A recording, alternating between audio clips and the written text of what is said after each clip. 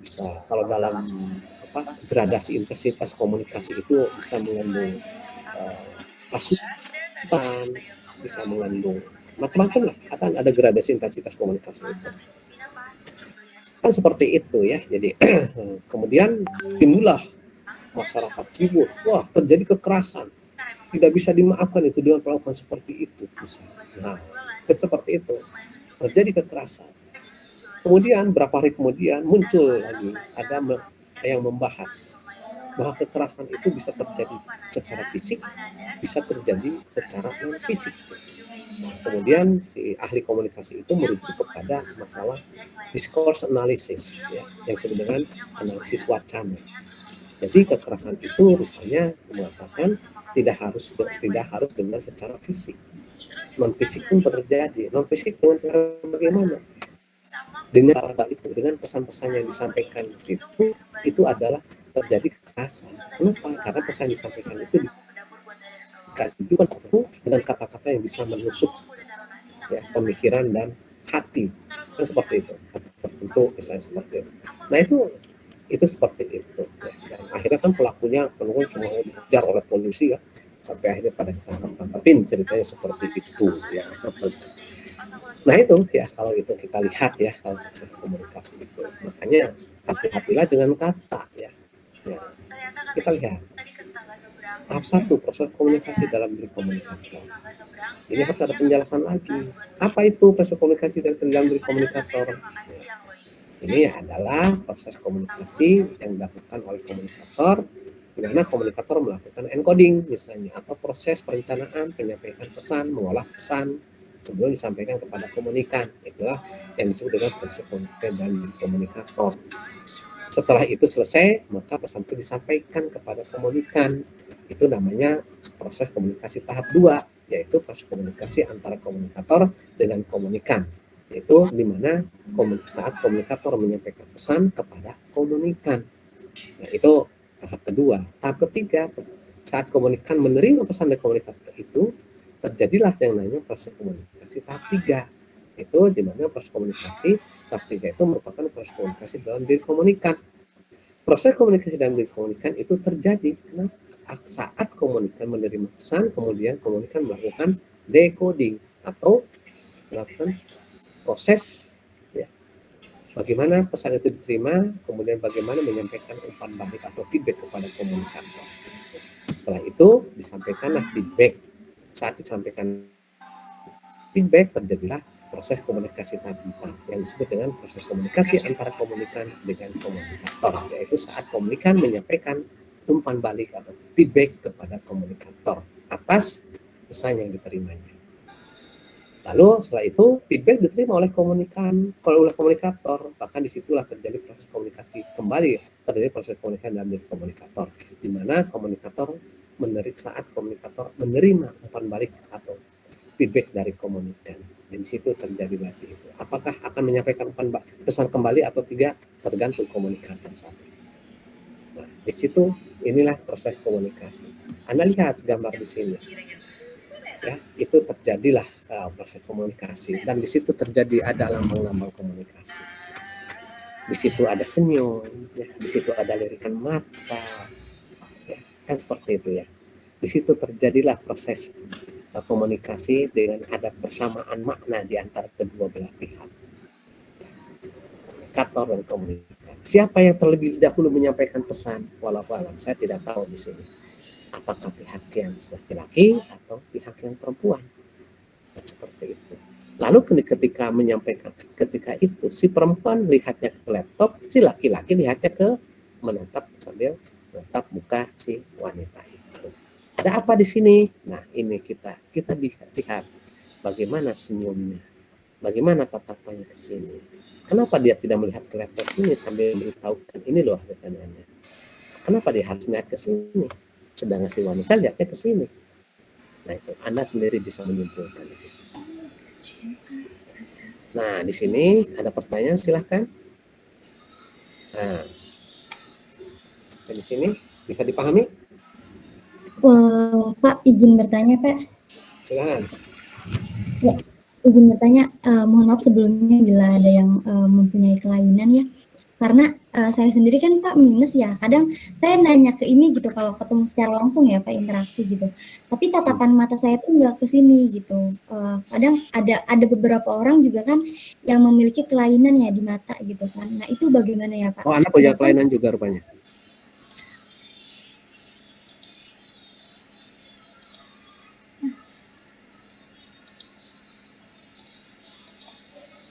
Terus ya ada yang ada yang jereng jarang gitu itu maksudnya. yang utara gitu kan. Nah itu kadang kita bingung dia nanya ke siapa gitu. Itu bagaimana ya Pak? Mungkin dari sisi lainnya mungkin. Itu yang jereng tuh ada dia tuh. Matanya natap ke kiri, orangnya yang di kanan itu. Ada juga gitu. Saya juga dulu ada dosen saya seperti itu ya. Kadang-kadang kita bingung, dia natap ke siapa ya itu kan.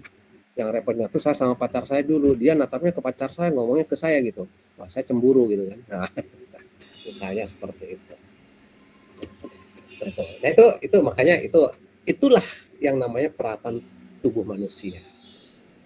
Jadi sedikit saja peralatan tubuh manusia terganggu, maka itu akan mempengaruhi pesan-pesan kita. Bagaimana kalau tadi kan Anda mengatakan misalnya kalau matanya ada gangguan sedikit, misalnya ada juga yang jereng satu matanya itu ya. Kalau jereng dua-duanya lain lagi ya, jerengnya satu misalnya kan. Itu seperti itu. Berarti memang ada kelainan ya. Kelainan sejak lahir atau bagaimana saya tidak tahu. Maka itu akan mempengaruhi proses komunikasi. Katakanlah Anda bisa tadi saudaraku siapa Sri Rahayu ya? Siapa? Yang tadi izin tuh? Iya Sri Pak. Siapa namanya? Sri Rahayu ya. Sri Rahayu gitu. Kalau lagi demam nih Pak misalnya. Itu baru dihantam demam saja udah lang manusia itu seperti itu. Makanya tadi saya katakan di kelas D itu. Segagahnya siapa manusia. Bayangkan misalnya salah satu pembuluh darah itu terluka misalnya. Dan pembuluh darah itu hanya sebesar benang misalnya kan. Apa yang terjadi? Langsung tidak berdaya ya. Saya contohnya ini, ada contoh, kebetulan tetangga saya waktu itu, dia jatuh. Rupanya kena di kepala itu ada pembuluh darahnya yang terkena. Dia akhirnya sampai tidak bisa jalan lagi. Dibawa ke rumah sakit, ternyata setelah dironsen ternyata ada pembuluh darahnya yang keluar darah dari salah satu pembuluh darah. Baru itu saja. Kemudian ada lagi suami salah satu dosen di akuntansi itu, ketika umroh itu. Suaminya itu mungkin membantu ngangkat koper dari bis, kemudian ya, setelah pulang dari umroh itu dia seperti lumpuh begitu, dia bergerak. Rupanya dia ingat-ingat kenapa? Bahwa di jidatnya itu adalah luka. Rupanya dia waktu di Arab Saudi, rupanya dia terjejak ke kap bagasi bis misalnya. Ya sudah, itu buat ingat seperti itu. Jadi apa yang terjadi sedikit saja. Contoh ya. Tadi saya contohkan di kelas D itu. Mantan Perdana Menteri Israel yang bernama siapa? Perdana Menteri Israel itu Sharon itu ya. Istri Sharon itu sudah 8 tahun itu dia menderita koma sampai sekarang.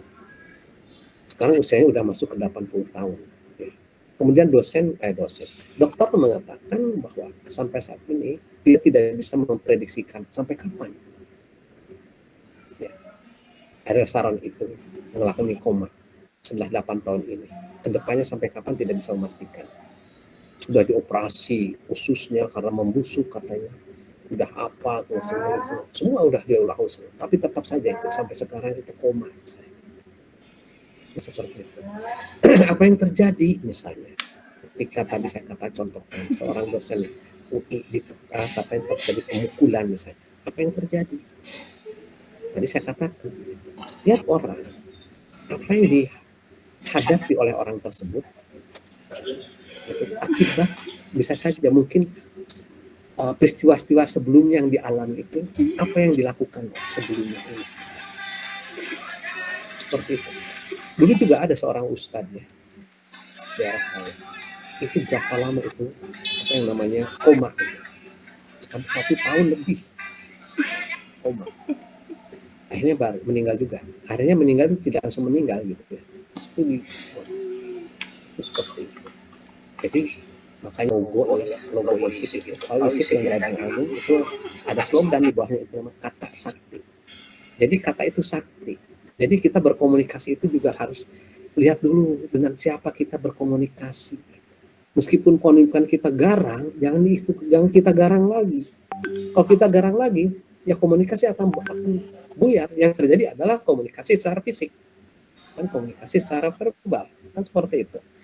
Sama gilanya istilahnya, kata orang Baduy kan begitu kan, sama gelonnya misalnya kan, itu seperti itu ya. Itu jadi kembali ke masalah itu, kembali lagi saya, Anda kemudian mulut Anda itu ada sariawan 15 di mulut Anda misalnya, bagaimana bicara? Akan terganggu juga kan komunikasi Anda. Jangankan sariawan itu 15 ya, kemudian jari tangan Anda itu ada beda, yang harusnya 5 ternyata ada bonus misalnya 1, maka Anda akan menghindar dari, supaya jangan terlihat kelihatan orang, maka setiap ketemu orang Anda akan menutupi. Kan seperti itu kan. Jadi ya itu, kelebihan kekurangan itu juga akan mengganggu proses hubungan kita, proses komunikasi kita. Jadi kalau kembali ke mata jereng, yaitu ya bagaimana kita sebagai komunikan juga harus memakluminya. Kemudian kita yang sebagai komunikator menyampaikan ke yang bersangkutan karena dia jarang, itu juga harus kita maklumi juga. Karena itu masalah fisik ya, tidak bisa kita ganggu-ganggu. Fisik itu anugerah Sang Pencipta. Kan seperti itu. Anda cantik, teman Anda agak cantik, jeleknya banyak gitu kan kalau agak cantik itu. Nah, itu seperti itu. Anda agak kurus misalnya, berarti gemuknya banyak gitu kan. Seperti itu. Nah, jadi pilihan kata-kata pun yang disebut dengan diksi ya itu kan, itu harus dipahami oleh komunikan. Makanya kalau kita lihat di televisi ya, para pengamat diskusi itu kadang-kadang menggunakan kata-kata itu yang sulit dipahami oleh masyarakat, karena di TV itu ditonton oleh banyak orang ya. Sampai ada seorang profesor ya, Profesor Salim Said dia mengatakan di salah satu diskusi itu, dia mengatakan luar biasa saya lihat kawan-kawan saya ini, dia bilang begitu, diskusinya begitu hangat, namun sangat saya sayangkan juga dengan kata-kata yang diungkapkan itu lebih banyak pemilihan kata-kata yang tidak bisa dipahami oleh pemirsa. Misalnya pilihan kata-kata disebutnya diksi, kemudian cerita disebutnya narasi. Tidak semua masyarakat itu paham dengan kata-kata seperti itu. Makanya dalam jurnalistik itu, ilmu jurnalistik ada yang disebut dengan bahasa Indonesia jurnalistik. Ya, bahasa dalam berita itu harus singkat, padat, dan mudah dipahami. Karena si pembaca, si pendengar itu tidak terbatas halayaknya, atau masanya itu tidak terbatas halayaknya, dari tingkat yang paling rendah sampai tingkat yang paling tinggi. Jangan kan tingkat paling tinggi saja mungkin tidak bisa memahami kata-kata yang diungkapkan oleh orang-orang para intelektual itu. Seharusnya kalau bicara masalah bahasa-bahasa intelektual ya di saat diskusi secara ilmiah di lingkungannya sendiri, jangan di depan masyarakat misalnya. Kan seperti itu. Nah, misalnya seorang presiden pun kan tidak semuanya presiden juga bisa memahami. Presiden kita kan macam-macam pendidikannya. Ya. Ada yang doktor, ada yang sarjana, ada yang SMA misalnya. Kan seperti itu. Meskipun ada yang sarjana, belum tentu jadi memahami. Kalau malas bacanya, repot juga misalnya. Kan seperti itu. Jadi itu harus hati-hati. Kembali ke masalah gangguan fisik. Itu kelainan fisik. Itu juga harus kita maklumi. Ya. Bisa dipahami, Melan? Bisa, makanya, Pak. Ada yang disebut dengan dalam ilmu komunikasi itu orientasi pada komunikan.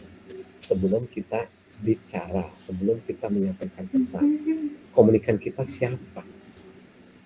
Ya kan seperti itu. Maka ketika Anda menyampaikan pesan dalam YouTube pun, Anda mau membuat YouTube itu kira-kira pesan itu disampaikan kepada komunikannya yang bagaimana? Karena komunikannya itu siapa? Kelompok komunikannya. Kalau Anda marketing sebuah produk susu, ya mungkin kepada marketing komunikan market siapa?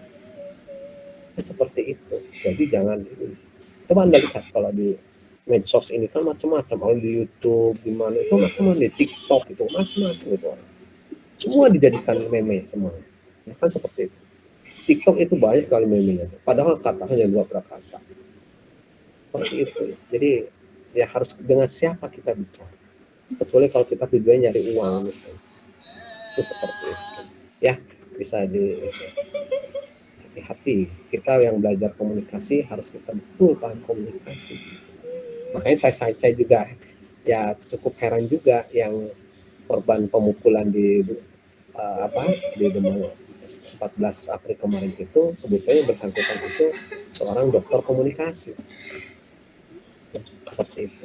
Kenapa bisa tidak komunikatif itu dalam menyampaikan pesan-pesannya, kan seperti itu. Maka kalau kita belajar komunikasi, kita harus tahu dengan siapa kita bicara, lalu bahasa kita harus bagaimana, ya, cara pemilihan kata-kata yang kita sampaikan, kata-kata yang bagaimana yang kita jangan sampai menyakiti perasaan orang lain, menyakiti perasaan komunikan kita, kan seperti itu. Ya. Misalnya kan begini, saya ketemu Melan meskipun kita belum pernah ketemu tatap muka Melannya. Anda kalau kan belum pernah ketemu saya kan, belum pernah kan secara fisik ya. Melan, saya bilang kok sekarang agak kurusan misalnya. Oh, iya Pak, yang betul, alhamdulillah Pak, terima kasih. Iya, agak kurusan, gemuknya banyak misalnya seperti itu. Itu pemilihan kata-kata itu. Nah, itu seperti itu. Jadi itu mungkin dalam kondisi canda gitu. Dengan kata-kata yang tidak yang halus lah. Tapi daripada dibilang, ih kamu gemuk sekarang ya, kan lebih menyakitkan dibilang, ih kamu gemuk. Lebih enak gitu, kamu sekarang agak kekurusan ya. Berarti gemuknya banyak. Kamu agak pinter ya sekarang ya, iya bodohnya banyak. Oh kamu agak bodoh sekarang, pinternya banyak. Jadi jangan tersinggung kalau dibilang, kamu sekarang agak bodoh ya. Pinternya banyak berarti. Jangan bangga kalau dibilang, kamu sekarang kok agak bodohan ya. Gitu. Kamu jangan tersinggung, berarti pintarnya masih banyak. Gitu. Logika berpikir, logika pemaknaan kata-kata itu, maka disebut dengan discourse ya, wacana, discourse analysis itu. Karena semua yang ada di alam semesta itu adalah sebuah simbol. Ya, itu adalah sebuah simbol. Kenapa di Depok itu ada namanya daerah Pondok Cina? Itu ada sebuah, kalau kita membahas secara dari segi discourse ya, analisis itu mungkin akan kita lihat kenapa di situ dikatakan sebagai Pondok Cina. Ya, kemudian di Depok itu ada istilah, ada yang namanya STM panas, yang tukang berantem terus itu. Kalau kita lakukan penelitian dengan discourse analysis itu, rupanya Pancoran Mas, STM Pancoran Mas itu berantem itu bukan di era sekarang. Di era penjajahan Belanda sudah ada yang nama STM Pancoran Mas itu. Nah itu tukang berantem dari situ sampai turun-temurun sampai sekarang. Atau jangan jauh-jauh lah, misalnya di TGP kan sampai sekarang mungkin Anda diberikan oleh senior-senior Anda tuh TGP 1 gitu, ada gitu ya, ada TGP 1 pokoknya. Itu sampai sekarang kan tembus TB 1. Kapan itu mulai muncul TGP 1 itu?